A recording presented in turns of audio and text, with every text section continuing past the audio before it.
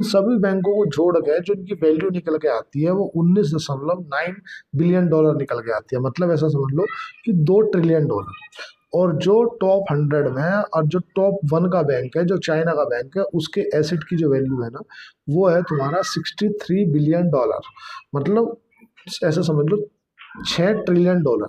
अगर भारत के सारे बैंकों को जोड़ दिया जाए तो बन रहे हैं कितने? 2 ट्रिलियन डॉलर। और अगर चाइना का एक बैंक देख लिया जाए तो उसकी वैल्यू कितने निकल के आ रही है? उसकी वैल्यू निकल के आ रही है 6 ट्रिलियन डॉलर। है तो 6.25 के आसपास, पर 6 ट्रिलियन डॉलर। इससे क्या चीज सिद्ध होती है? इससे ये चीज सिद्ध होती है कि जो भारत का, आपने देखा होगा, चाइना बहुत से लोगों, बहुत से बैंकों को, बहुत से देशों को लोन दे देता है। कभी आपने सुना कि पाकिस्तान ने फलाने देश को लोन दे दिया? उसका पहले ही कंगाली माटा गिला है। तो सरकार की मंशा तो देखो पॉजिटिव है। सरकार जो वे में चाह रही है वो तो सरकार अच्छा ही चाह रही है। हो क्यों नहीं पाया? क्योंकि देखो, जैसा समझो, उदाहरण से समझो कि बैंकों की वैल्यू कैसे बढ़ाएंगे। ऐसा समझो मेरे पास में 50-50 हज़ार रुपए के 10 बैंक है ना, 50,000, 50,000, 50,000, 50,000।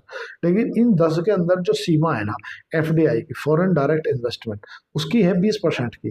तो उस पर 20% का मतलब क्या हो गया? सीधे से मान लो कि भाई 10,000 करोड़, क्योंकि बैंक की कुल वैल्यू है 50,000 करोड़।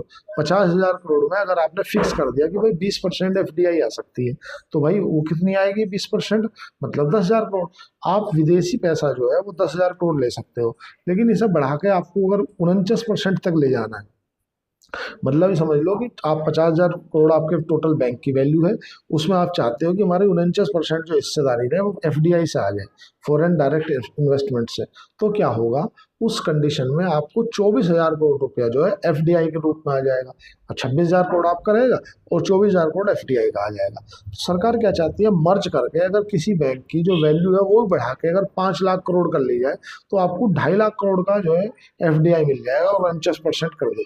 अभी जो तुम्हारा यूनियन बैंक है, कैनरा बैंक है, पंजाब नेशनल बैंक है, स्टेट बैंक है, या जितने भी तुम्हारा पीएसयू बैंक है, इन सब का तो मालिक एक ही है ना भाई। भारतीय स्टेट बैंक हो, चाहे तुम्हारा कैनरा बैंक हो, चाहे यूनियन बैंक हो, चाहे बैंक ऑफ बड़ौदा हो, इन सब का मालिक केवल एक है, वो है भारत सरकार। है ना? अब ये अलग अलग ऑफिस हैं, अलग अलग ब्रांच मैनेजर है, अलग अलग चपरासी है। अगर इन सबका विलय करके एक कर दिया जाए, इससे पहले भी तो 27 बैंक हुआ करते थे ना भाई। 27 से इन्होंने घटा के आज 12 पे ले आए। आज तुम बताओ ना, ओरिएंटल बैंक है, आंध्रा बैंक है, बैंक, इन सब कहाँ है? सिंडिकेट बैंक है। इन सबका मर्ज कर दिया गया। सरकार भी क्या चाह रही है कि वो ये ना मर्ज करके इनकी वैल्यू को इंक्रीज करके, और जो बड़े बड़े सिटी ग्रुप है, या तुम्हारा जेपी मॉर्गन है, या ब्लैक रॉक है, ऐसी कंपनी जो कि भारत के अंदर कॉर्पोरेट लोन देना चाहती है। अगर सपोज करो मुकेश अंबानी को लोन चाहिए, है ना, एक